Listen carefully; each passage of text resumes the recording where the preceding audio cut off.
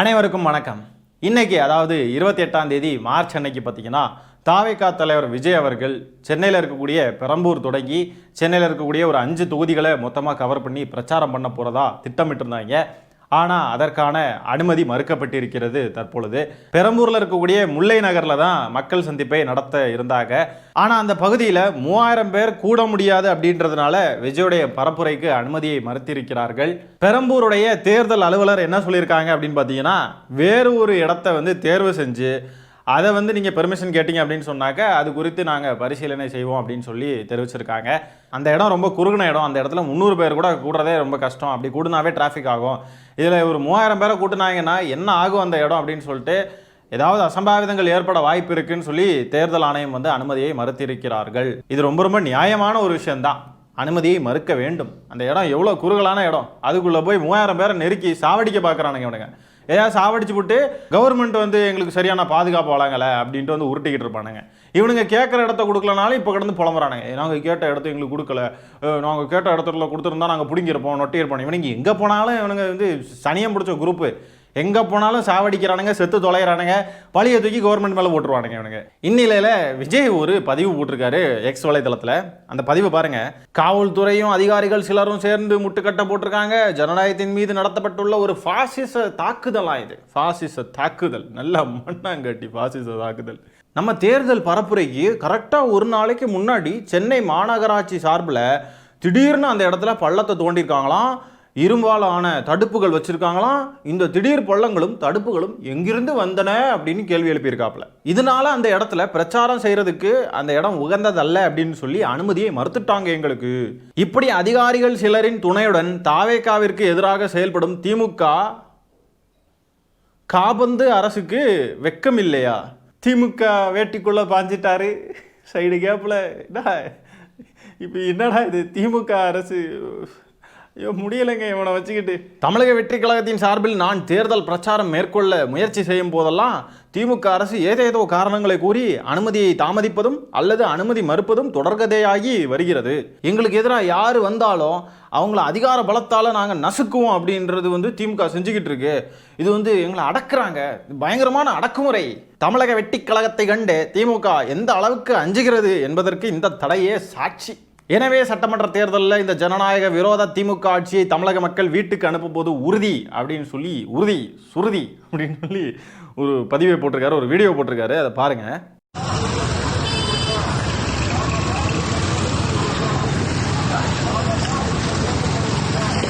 இந்த வீடியோவை பார்த்துக்கிட்டிங்களா? இருங்க, ரெண்டாவது வருவோம். இவர் தேர்தல் பரப்புரைக்கு ஒரு அனுமதி கேட்டாராம். இவர் எப்படி அனுமதி கேட்டார்னு தெரியும்ல. அவருடைய அனுமதின்றது வெறும் பேப்பரில் A4 ஷீட்டில் எழுதி கொடுத்துருக்காங்க. நாங்கள் தேர்தல் பரப்புரைக்கு போகிறோம், அனுமதி தாங்க. இவ்வளோதான் அனுமதி லெட்ரு. அதுவும் பேப்பரில். சுவிதா அப்படின்ற ஒரு இணையதள பக்கத்தில் போய் தான் அப்ளை பண்ணணும் அப்படின்றது கூட தெரியாத தவிட்டு தற்கொலை கட்சியாக இருக்குது. இது ஒரு கட்சியா? இந்த நபருக்கு எதுவுமே எடுத்து சொல்ல மாட்டேங்கிறாங்க யாருமே. அவரும் அவர் பாட்டுக்கு என்னத்தையோ போட்டுக்கிட்டு ஓடுறாப்புல. இந்த வீடியோ எப்போவோ எடுத்த வீடியோ போல இருக்கு. அப்படியே அப்பட்டமாக பொய் சொல்றதுல விஜய் அடிச்சுக்க ஆளே இல்லை. பாஜக சங்கிகளை விட பயங்கரமாக மிஞ்சி போயிட்டு இருக்காங்க. 48 மணி நேரத்துக்கு முன்னாடி அந்த சுவிதான்ற இணையதள பக்கத்தில் போய் அப்ளை பண்ணணும். இவங்க பேப்பரில் எழுதி கொடுத்துட்டு எங்களுக்கு அனுமதி மறுத்துட்டாங்கன்றது. 300 பேர் கூட முடியாத ஒரு இடத்துல அந்த இடத்த செலக்ட் பண்ணி தேர்தல் ஆணையத்துக்கிட்ட அனுமதியை கேட்டுக்கிட்டு அதை அனுமதி மறுத்துட்டாங்க அப்படின்னு உடனே அது திமுக மேலே வெளியே தூக்கி போட்டாச்சு. எல்லாத்துக்கும் திமுக. இவனுங்களுக்கு காலையில் பாத்ரூம் வரலனாலும் திமுக தான் காரணம். இவனுங்க நல்லதுக்கு தான் காவல்துறை அந்த இடத்த மறுக்கிறாங்க. தேர்தல் ஆணையம் அந்த இடத்துக்கு அனுமதி தர முடியாதுன்னு சொல்கிறாங்க. இவனுங்க நல்லதுக்கு தான். இவனுங்க ஒரு நல்ல ஒரு இடமா காட்டி இவனுங்க கேட்டாங்கன்னா இவனுங்களுக்கு நல்ல இடம் அப்படின்னு ஒன்று நம்ம சொல்லவே முடியாது. ஏதாவது பெரிய ஒரு கிரவுண்டு மெரினா பீச் அப்படின்னா தான் இவனுங்களுக்கு அது சரிப்பட்டு வரும். அங்கேயும் செத்து மடிவானுங்க இவனுங்களாம். அந்த மாதிரிப்பட்ட குரூப் இவனுங்க. கடலுக்குள்ளே குதிச்சுருவானுங்க. மெரினா பீச் எல்லாம் கொடுத்தாங்க. கடலுக்குள்ளே குதிச்சு அங்கே அண்ணா கடல் வழியாக உங்களுக்கு முன்னாடி வரணும், அவங்கள முன்னாடி பார்க்கணும் அப்படின்ட்டு பக்கத்தில் இருக்க கடலுக்குள்ளே உள்ள புகுந்து அப்படி நீச்சல் அடிக்க போய் அங்கே போய் செத்து போயிடுவானுங்க இவனுங்கெல்லாம். குழந்தைங்களெல்லாம் தூக்கிட்டு மண்ணுக்குள்ளே புதைச்சிருங்க இதுங்கெல்லாம். அந்த மாதிரிப்பட்ட கேஸ் இதுகள்லாம். நேற்றுக்கு விஜய் இந்த மாதிரி ஒரு பதிவை போட்டதுமே பார்த்தீங்கன்னா பெரம்பூரை சேர்ந்தவர் யாரோ ஒருத்தர் அவரே அவர் ஃபோனில் வீடியோ எடுத்து போட்டிருக்காரு. அந்த காணொலியை பாருங்க. அந்த இடம் எப்படி இருக்கு பாருங்க.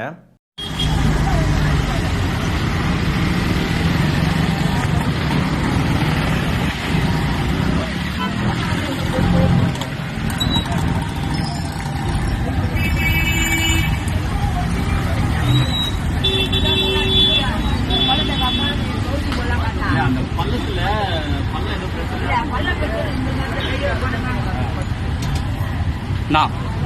இந்த பள்ளம் மட்டும் எப்போ நான் போட்டாங்க? ஒரு வாரத்துக்கு மேலே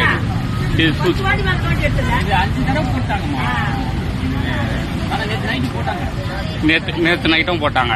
இது ஆனால் ரெகுலராக தான் இந்த ப்ராப்ளம் இருந்துகிட்டே இருக்கா? சரிண்ணா. அந்த ஏரியாவில் இருக்கிறவங்க என்ன சொல்கிறாங்க, அந்த பள்ளம் வந்து ஒரு வாரத்துக்கு முன்னாடியே போட ஆரம்பிச்சிட்டாங்க. அந்த இடத்துல நீங்கள் பார்த்தீங்கன்னா அந்த வேலையெல்லாம் முடிக்கவும் செஞ்சுட்டாங்க. இந்த நபர் போட்டுக்கிற வீடியோவில் முடிச்சாச்சு. ஆனால் விஜய் என்ன சொல்கிறாரு, 27ஆம் தேதி, அதாவது அவர் தேர்தல் பரப்புரைக்கு போகிறதுக்கு முந்தின நாள் அந்த இடத்துல இந்த மாதிரி பள்ளமெல்லாம் வெட்டியிருக்காங்க அப்படின்னு சொல்லிட்டு விஜய் வந்து பொய் குற்றச்சாட்டு வைக்கிறார். இந்த பள்ளம் திடீர்னு தோண்டப்பட்டு தான், ஆனால் 5 தடவைக்கு மேலே அந்த இடத்துல இந்த மாதிரி பள்ளம் தோண்டி அங்கே ஏதோ வேலையெல்லாம் பார்த்துருக்காங்கன்னா அந்த இடத்துல கடை போட்டுருக்கிறவர் சொல்கிறார். இந்த விஜயன்ற நபர் என்ன சொன்னாலும் அதை நம்புறதுக்கு ஒரு தற்குறி கூட்டம் இருக்குன்றதுனால வாய்க்கு வந்ததெல்லாம் அடித்து விடுறாருங்க. அந்த பள்ளமே என்னமோ நேற்றுக்கு தான் தோன்றுறாங்க, விஜய்க்கு முட்டுக்கட்டை போடுறாங்க, கரெக்டாக 27ஆம் தேதி நாங்கள் வர்றதுக்கு முந்தின நாள் பண்ணுறாங்க, எங்களுக்கு முட்டுக்கட்டை போடுறாங்க. எவ்வளோ போய் அடிச்சு விடுறாப்புல. சுட சுட அம்பலமாகிறது அப்படின்னா என்னன்னு தெரியுமா? இதுதான் அது. அவர் போஸ்ட் போடுறாரு, கொஞ்ச நேரத்திலே அம்பலப்பட்டாப்புல. சென்னை கார்பரேஷன் வந்துட்டு அவங்களும் ஒரு பதிவு போட்டிருக்காங்க. அந்த இடத்துல திடீர்னு வந்து பணிகள் மேற்கொள்ளப்பட்டு பள்ளம் தோண்டி அதெல்லாம் வந்து ஒன்றும் கிடையாது, அதனாலையெல்லாம் வந்து அவருக்கு அனுமதி வழங்கலை அப்படின்ற கதையெல்லாம் உண்மை கிடையாது அப்படின்னு சொல்லிட்டு போட்டிருக்காங்க. அந்த இடத்துல எந்த பணிகளும் மேற்கொள்ளப்படவில்லை மற்றும் புதிய பணிகள் எதுவும் ஆரம்பிக்கப்படவும் இல்லைன்னு போட்டிருக்காங்க. சென்னை குடிநீர் வாரியத்தால் குடிநீர் குழாயில் ஏற்பட்ட திடீர் உடைப்பை சரி செய்ய மிக குறுகிய பரப்பளவில் பழுது பார்க்கும் பணிகள் மேற்கொள்ளப்பட்டு அவையும் உடனடியாக நிறைவு செய்யப்பட்டுள்ளன அப்படின்னு சொல்லிட்டு போட்டிருக்காங்க சென்னை மாநகராட்சி.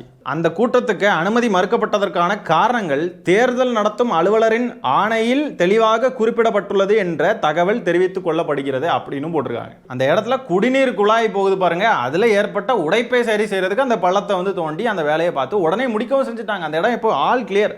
வீடியோ பாருங்க. இந்த வீடியோவில் கீழே டேட் அண்ட் டைம் இருக்குது பாருங்கள். ஃப்ரைடே 27/3/2026 8:45க்கு ரெக்கார்ட் பண்ணிக்கிட்டு இருக்காங்க. இந்த வீடியோவை பார்த்து தெரிஞ்சுக்கோங்க. அந்த இடம் ஃபுல் கிளியர், வாகனங்கள்லாம் போயிட்டு வந்துக்கிட்டு இருக்கு, ஒரு பிரச்சனை கிடையாது. ரொம்ப ரொம்ப நார்மலாக இருக்குது அந்த இடம். வாயாலே வடை சுடுவார் எப்படி பாருங்க, பொய் சொல்கிறதுக்கு அளவே இல்லை, அவ்வளோ பொய். தாவேக்கா தலைவர் விஜய், ஒரு கட்சியுடைய தலைவர் வந்து இவ்வளோ பொய் சொன்னால் கட்சியுடைய தொண்டர்கள் எவ்வளோ பொய் சொல்லுவானுங்க அப்போ? இந்த புகைப்படம் பார்த்தீங்கன்னா 26/3/2026 அன்னைக்கு எடுத்தது. நைட்டு 11:44 PM எடுத்திருக்காங்க. அந்த இடத்துல ஜல்லியெல்லாம் போட்டு நிரப்புறாங்க பாருங்க அந்த பள்ளத்தில். அப்படியே பார்த்தீங்கன்னா அதே நைட்டு 12:22 AM, அதாவது 26ஆம் தேதி முடிஞ்சு 27 ஸ்டார்ட் ஆகும்ல அந்த டைமிங். நீங்கள் வந்து ஏதோ 27 உடனே 28 ஸ்டார்ட் ஆகிற 12ன்னு நினச்சிடாதீங்க, அது கிடையாது. 27ஆம் தேதி நடுராத்திரி 12 மணிக்கு அந்த இடத்த லெவலாக நிரப்பி ப்ராப்பராக வேலையும் முடிச்சிட்டாங்க. ஆனால் விஜய் அவர்கள் என்ன சொல்கிறாரு, 27ஆம் தேதி தான் குழியே தோன்றாங்க அப்படின்ட்டு ஒரு அப்பட்டமான பொய்யை விஜய் பரப்புறார். இவனுங்களுக்கு ஒரு பெர்மிஷன் எப்படி வாங்கணுன்றது தெரில, எப்படி அப்ளை பண்ணணும்னு தெரில, ஒன்றும் தெரியல. அதுக்கு திமுக மேலே பழிய தூக்கி எழுதிட்டானுங்க. இவனுங்களுக்கு ஒன்றும் தெரியலன்றதுனால திமுக இதுக்கெல்லாம் பொறுப்பேற்கணுமா? இதே மாதிரி எலெக்ஷனுக்கும் நாமினேஷனாக தப்பாக ஃபில் பண்ணி அதுக்கும் பிறகு எங்களை வந்து எலெக்ஷனில் நிற்க விடாமல் பண்ணிட்டாங்க திமுகன்னு சொல்லிட்டு திமுக மேலே பழிய தூக்கி போட்டுருவானுங்க போல இவனுங்க தற்குறி கும்பல். ஒரு பெர்மிஷன் வாங்க துப்பு இல்லாமல் தன்னோட இயலாமையை தன் ரசிகர்கள் தெரிஞ்சால் ரொம்ப கேவலமாக போயிருமேன்றதுக்காக இப்படி கேவலம் கெட்ட அரசியல் பண்ணிக்கிட்டு இருக்காரு தாவேக்கா தலைவர் விஜய். என்னைக்கோ எவனோ ஒருத்தன் எடுத்த வீடியோவை எடுத்துகிட்டு வந்து இன்னைக்கு போஸ்ட் பண்ணியிருக்காரு தாவேக்கா தலைவர் விஜய். இவங்க எல்லாம் பக்காவாக பிளான் பண்ணி செய்கிறாங்க. இந்த இடத்துல தான் நம்ம கூட்டணும், இதுக்குள்ளே தான் வந்துட்டு நல்லா குறுகின இடமா இருக்குது, நிறைய பேரை பிடிச்சி கொல்லணும்டா நசுக்கணும்டான்னு ஏற்கனவே பிளான் பண்ணிட்டானுங்க போல. அந்த இடத்துல கரெக்டாக வீடியோ எடுத்து வச்சுக்கிட்டு இன்றைக்கி போஸ்ட் பண்ணுறாரு. ஏதோ இப்போ தான் அந்த இடத்துல குழி தோண்டி இப்போ தான் என்னமோ இவருக்கு முட்டுக்கட்டை போடுறாங்க அப்படின்ற மாதிரி இவர் வந்து போஸ்ட் பண்ணிக்கிட்டு இருக்கிறாப்ல. இதுக்குள்ளேயும் பார்த்தீங்கன்னா திமுக அரசு இப்படி பண்ணுது, திமுக வந்து எங்களை இப்படி ஒடுக்குது நசுக்குது அப்படின்னு சொல்லி போட்டுக்கிட்டு இருக்கிறாரு. ஆனால் மாடல் கோட் ஆஃப் கண்டக்ட், அதாவது தேர்தல் நடத்தை விதிகள் வந்து அமலுக்கு வந்ததுக்கு பிறகு மாநில அரசுக்கும் இவங்கள மாதிரி எந்த அதிகாரமும் கிடையாது, அதிகாரமே இல்லாமல் தான் இருப்பாங்கன்றது கூட தெரிஞ்சு பண்ணுறாரா? தெரிஞ்சதான் பண்ணுறாரு. ஆனால் அணில் குஞ்சுகளுக்கு தெரியாது இல்லையா இதெல்லாம்? அவனுங்களை என்ன சொன்னாலும் அவனுங்க நம்புறானுங்க இல்லையா? அதனால இப்படிலாம் ஒரு பதிவு போட்டு ஏமாத்திக்கிட்டு இருக்காரு லிட்ரலி. அந்த குறிப்பிட்ட இடத்துல மேற்கொள்ளப்பட்ட பணிகள் எல்லாமே நிறைவடைந்து விட்டாலும் இவனுங்க வந்து சரியாக வந்து முறையாக அனுமதி வாங்காததுனால ரிஜெக்ட் பண்ணியிருக்காங்க தேர்தல் ஆணையம். அதுக்கு பழிய தூக்கி திமுக மேலே போட்டாச்சு. சரி, பெரம்பூரில் தானே பெர்மிஷன் கொடுக்கல, மற்ற 4 இடங்கள் இருக்குல்ல, அங்கே போகலாமே. இவருடைய சோம்பேறித்தனத்திற்காக இவர் பழைய தூக்கி திமுக மேலே போட்டாச்சு. பார்த்தீங்களா, வேணும்னு தப்பு தப்பாக எல்லாம் செய்வாங்க. வெறும் A4 சீட்டில் எழுதி கொடுப்பாங்க. சரியாக வந்து முறையாக விண்ணப்பிக்க மாட்டாங்க. கண்டிப்பாக ரிஜெக்ட் தான் பண்ணுவாங்க. அது தெரிஞ்சே தான் பண்ணுறாங்க அவங்க.